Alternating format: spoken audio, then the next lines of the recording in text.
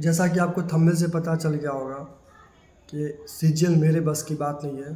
तो सच में अब दोस्तों ऐसा लग रहा है कि सीजीएल सच में मेरे बस की बात नहीं है, क्योंकि मैंने आज से नहीं 2021 से मैं इसका एग्ज़ाम दे रहा हूँ। फर्स्ट अटैम्प्ट सीजीएल में, मैं सीजीएल की बात कर रहा हूँ, नो कि सीएचएसएल और एमटीएस और सिलेक्शन पोस्ट, कुछ नहीं, बस ओनली सीजीएल। सीजीएल का मेरा फर्स्ट अटैम्प्ट 2021 था, ठीक है। उस समय क्या होता था, मेंस में 200 का मैथ्स और 200 का इंग्लिश होता था। तो सीजीएल 21 में मैं मैथ्स अच्छा कर लिया था, तो मैथ्स में मेरा 180 आ गया था, 180/200। लेकिन इंग्लिश की वजह से मेरा सिलेक्शन नहीं हुआ। इंग्लिश में मेरा स्कोर उतना अच्छा नहीं है, 130 शायद आया था, ठीक है। उस वजह से मेरा 2021 में नहीं हुआ। फिर मैं 2022 का मैं एग्ज़ाम में बैठा।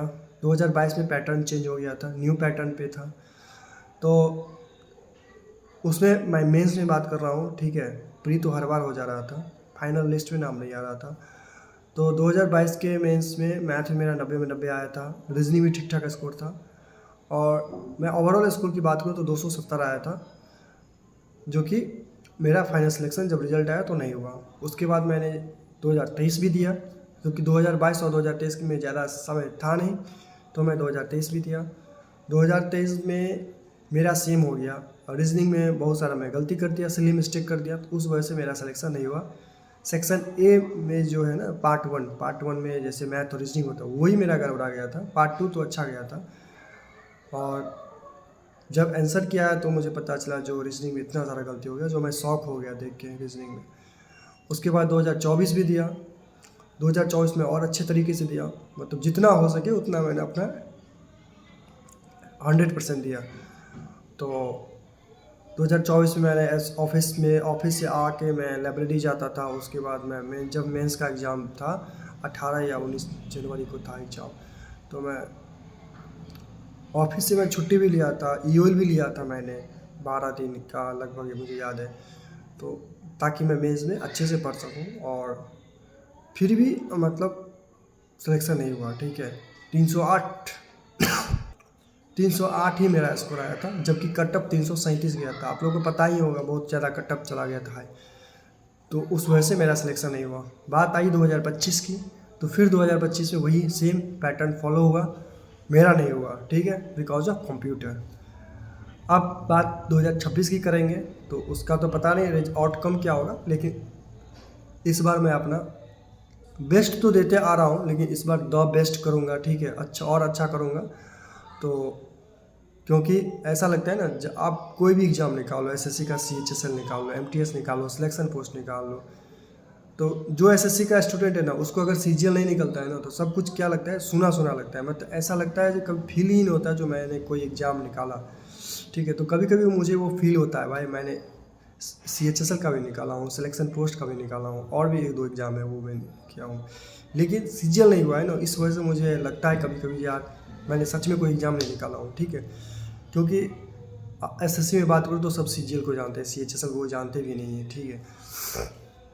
इस वजह से सीजीएल लेना है, और लेना तो है, पता नहीं ये इस ईयर होगा या अगले साल होगा, लेकिन होगा तो मैं मेहनत करूँगा, और जब तक मेरे पास समय है तब तक मैं अपना 100% दूंगा, ठीक है।